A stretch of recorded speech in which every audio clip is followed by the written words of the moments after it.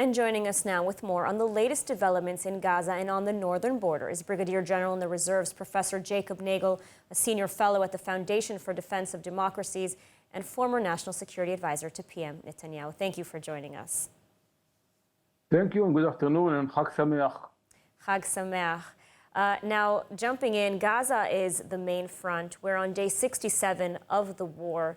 Israel is inflicting heavy losses on Hamas. Reports that the organization is in turmoil. What can you tell us? How close is Israel to eliminating Hamas and achieving victory? This is the million-dollar question, or even the billion-dollar question. But Israel is doing the work in Gaza exactly the way it was planned. We are now closing on the northern part of Gaza. I'm talking about the Gaza up. We will still have the Gaza down. You know that there is a full city underground. After we'll finish the north again. We already started in the central part of the southern part of Gaza, the home of Sinwar, Yahya and Muhammad, and also Muhammad F. They have very, very sophisticated tunnel chains there, like the metro. Someone said today it's bigger than the metro in London. So it's not simple, but we are doing exactly what we want. We are doing it the way that the IDF wants. Surprise, fog, and not going into the holes that they want us to go. So people are not going into tunnels. We are sending there drones, dogs,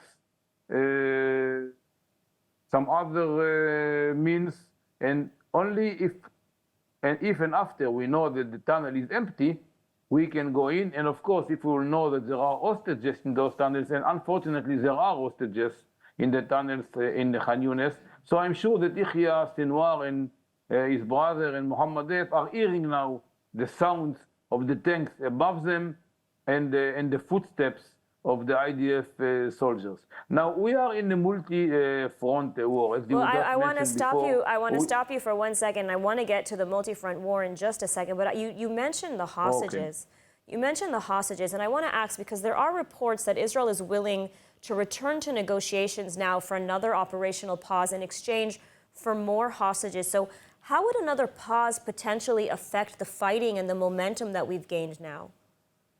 I know nothing about talks. I just heard from people that I'm talking to that there is no deal on the table. Again, if there will be a deal on the table, we will know how to handle it.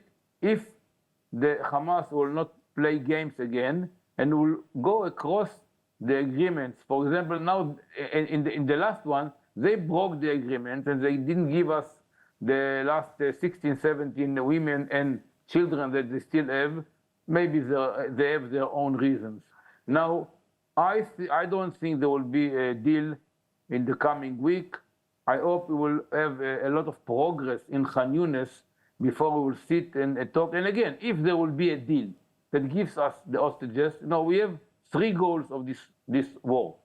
Freeing all the hostages and bringing them back, eliminating, not some people say a win. It's not a win. We have to eliminate Hamas. We have to distract him. We have to make sure that there is no Hamas in Gaza. And the third one is to kill or capture all of their leaders and everyone that participated in this massacre in October 7. So all 3 goals are there. If there will be a hold or halt or a pause, it's not. No one is going to sign something that is a stop of war. It's a halt of the fire for a few days. If we get the hostages, it's a very important mission. And if we will have to release some other kind of prisoners in Israel, this is something that I can live with. I cannot live with something that says that we are stopping this war before we are coming to the final point that we are achieving all 3 goals, and including the day after, Israel totally security control over Gaza, Gaza totally demilitarized, no more tunnels, no more missiles.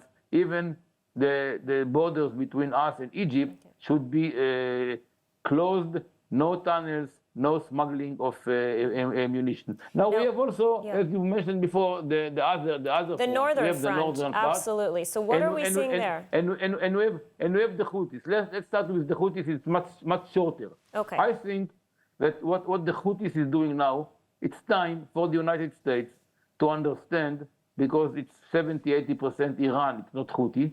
They're proxies. They are getting the commands from Tehran.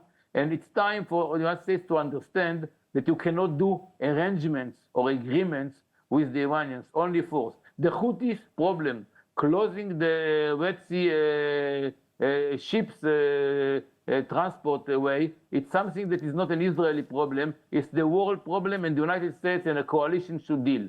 About the North, we cannot finish this war without having something change in the North. Otherwise, we cannot look in the face of our people in the North and tell them go home. Now, I preached, and it was not accepted, it's okay, before the war in Gaza, that we have to do a preemptive strike on the North. It was something that we could do and take maybe 70-80% of the Radwan forces and Nasrallah and Hezbollah.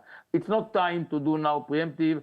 Now the interest of Iran, unfortunately, Iran, Hezbollah, Israel, and US are the same. We don't want the war now, but we cannot tolerate. So this is why Israel is not only retaliating lately, also Israel is initiating, and the strikes that Israel is giving to Lebanon, and if we'll need, we'll have also to go to Lebanon infrastructure, because it's Hezbollah responsibility, but it's also coming from Lebanon. And the least that can happen now, and again, it's meaning that just postponing the confrontation for later, the least that can happen now is that if the Hezbollah, and I'm not sure they'll do it, will take their forces and go northern of the Litani as 17 of UN Resolution 1701 dictates them to do almost 18 years ago, and they are doing nothing, and UNIFIL is not forcing it, and the world is not forcing it. Otherwise, we'll have to come into a confrontation that no one wants with Hezbollah now. You know, shooting anti-tank missiles on our people. Just yesterday, 9 homes in Metula.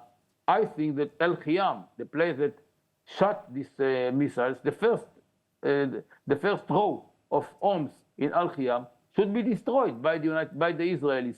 Maybe they are going to do it. I don't know. I'm not there anymore. But I think that we cannot tolerate this violence of Hezbollah and the northern forces. So we don't want to go to a multi-front, multi-level front. But Iran wants to push us there. Iran will have to suffer also. They cannot stay in Iran and make everyone wet, and they will stay dry. So they will have to suffer also. I hope that the United States finally will understand that they have to deal with it.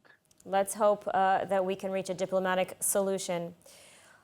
All right. I'm not sure there is a diplomatic solution. This is the problem. There is no diplomatic solution with Iran, unfortunately. Yeah. All right, Brigadier General in the Reserves, Professor Jacob Nagel, thank you so much for your analysis today. Thank you. Thank you very much.